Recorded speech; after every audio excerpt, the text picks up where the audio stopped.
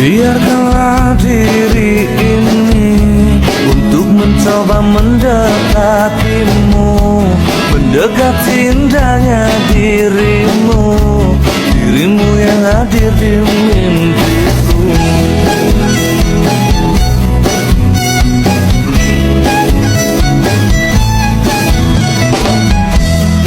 Berikanlah aku waktu dan keadaan yang engkau mampu. Empat mata yang Assalamualaikum warahmatullahi wabarakatuh. Waalaikumsalam warahmatullahi wabarakatuh. Selamat pagi teman-teman semuanya. Salam sejahtera bagi kita semua. Om Swastiastu, Namo Buddhaya. Salam kebajikan bagi kita semua. Pernah nggak sih kalian ini belanja bulanan tanpa bikin daftarnya terlebih dahulu? Nah, biasanya uangnya akan cepat habis kan? Karena kita membeli barang yang nggak sesuai dengan kebutuhan. Nah, hal itu juga sama persis dengan proyek konstruksi.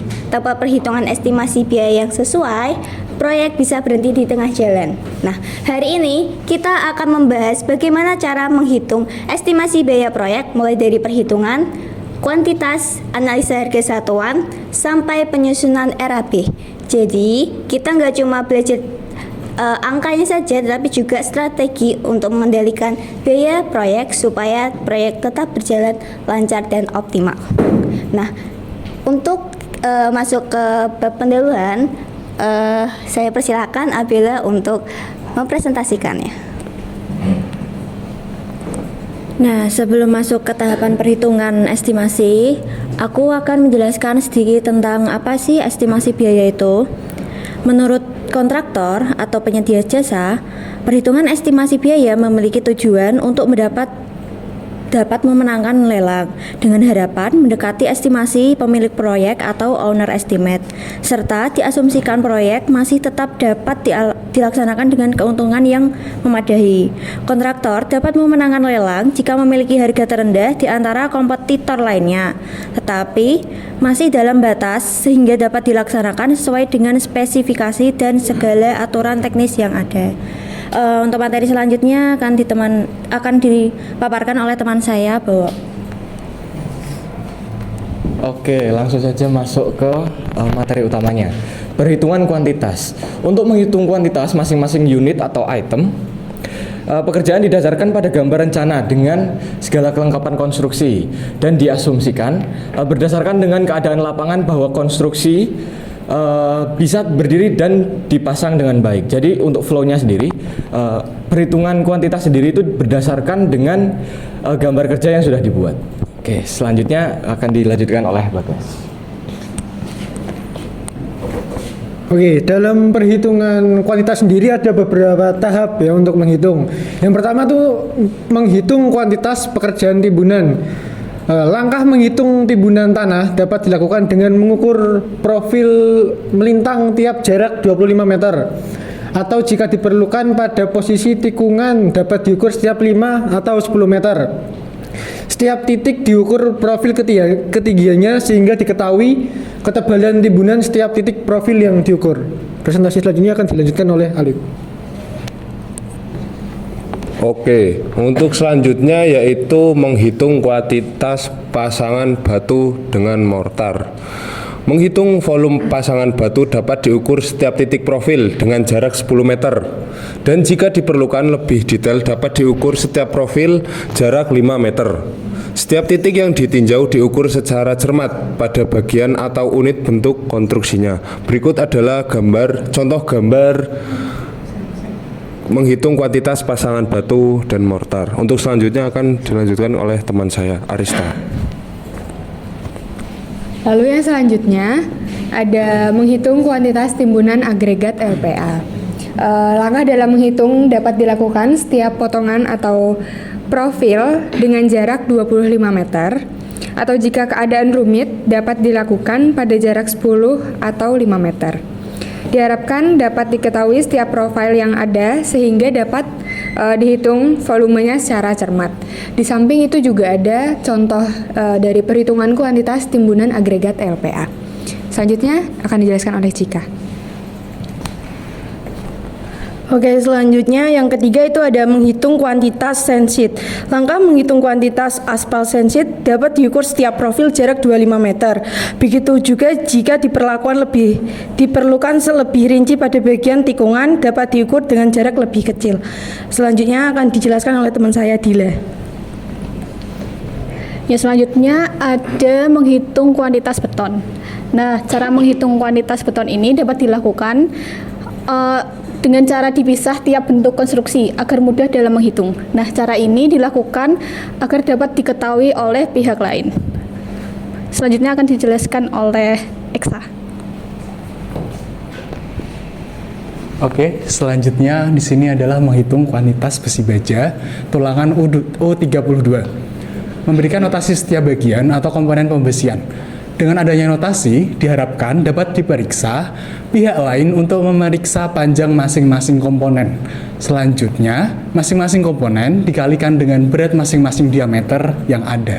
Berikut adalah contoh perhitungan untuk tulangan baja U32 pada bagian footplate. Untuk yang selanjutnya akan dijelaskan oleh Deo.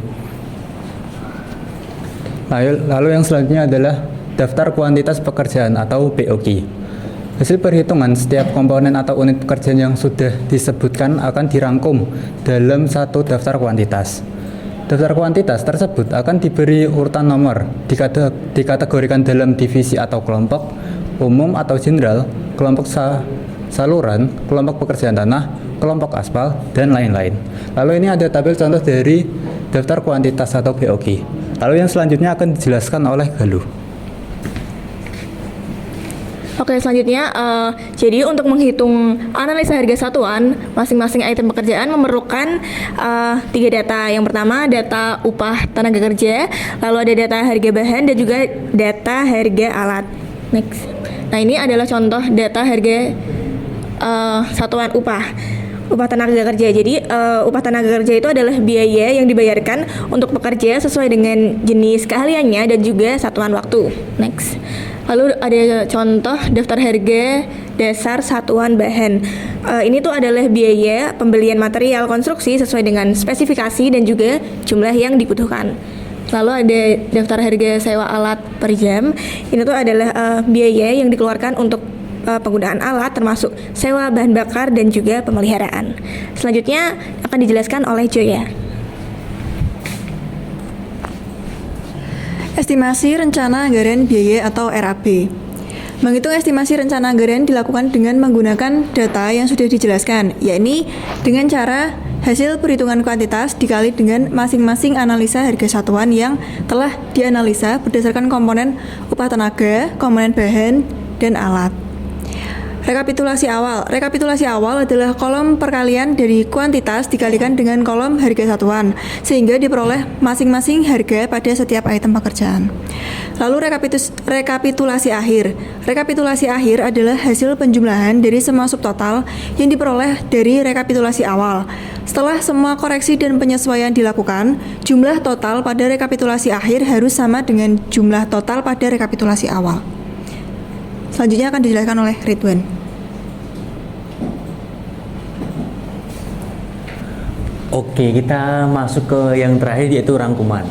Metode estimasi proyek ini adalah tipe estimasi detail yang didasarkan gambar kerja yang ada dengan mengacu spesifikasi pekerjaan yang ada untuk menentukan harga satuan masing-masing. Tahap menghitung kuantitas merupakan tahap perhitungan yang ditentukan oleh perencana, sehingga bagi kontraktor yang mengajukan penawaran saat pelelangan mengikuti kuantitas yang ditawarkan. Dari hasil analisa masing-masing item pekerjaan dikalikan dengan kuantitas untuk menghasilkan jumlah biaya masing-masing. Jika dijumlahkan akan menghasilkan estimasi biaya pekerjaan. Saya kembalikan lagi pada Devita. Baik, selanjutnya kami akan menerima pertanyaan dari teman-teman, kecuali menerima kenyataan bahwa kita hanya sebatas teman. Mungkin dari teman-teman ada yang ingin ditanyakan?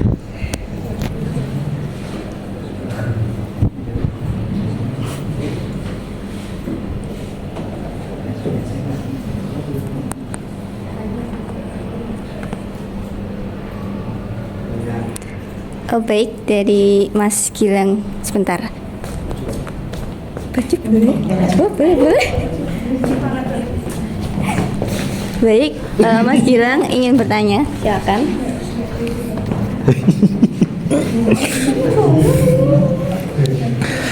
Baik, sebelumnya perkenalkan saya Ramada Gilang Surya Permana, bisa dipanggil Gilang, dari kelompok 2, presensi 20.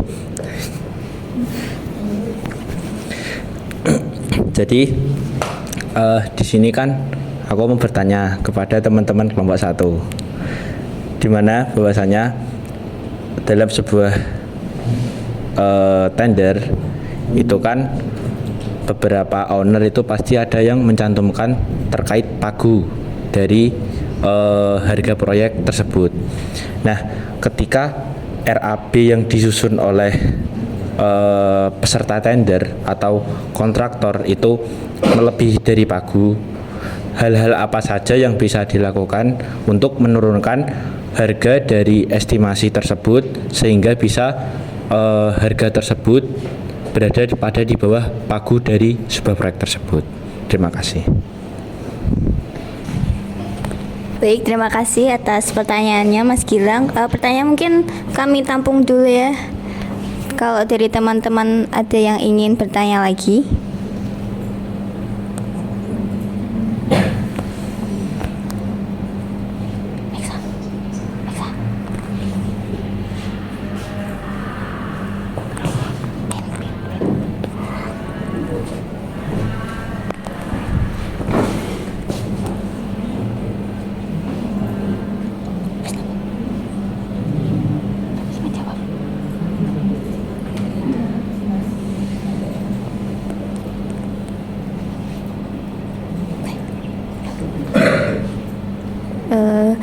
Baik, pertanyaan dari Gilang akan dijawab oleh Abela.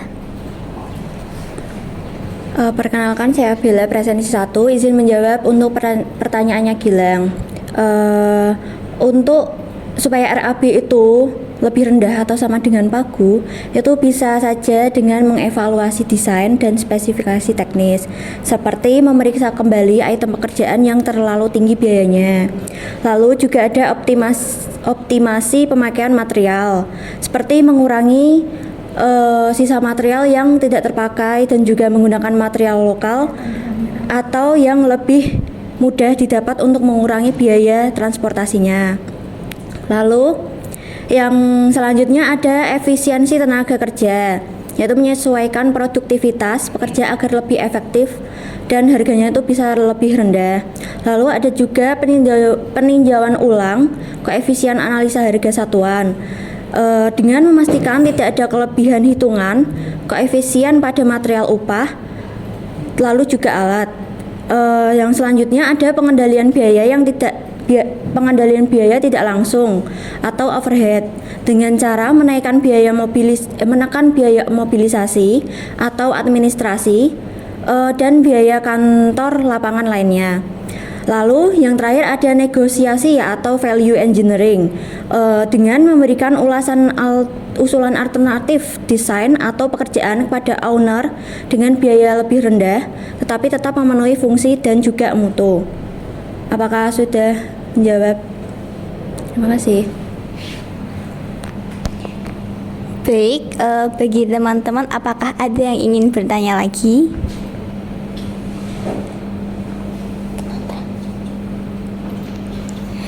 Baik, jika tidak ada akan kami cukupkan untuk sesi tanya jawab ini. Sebelumnya saya mengucapkan terima kasih kepada teman-teman yang sudah menyimak presentasi dari kelompok kami. Jika ada salah kata atau penyampaian dari kelompok kami mohon maaf sebesar-besarnya. Ke Cirebon membeli pepaya, tak lupa membeli batu.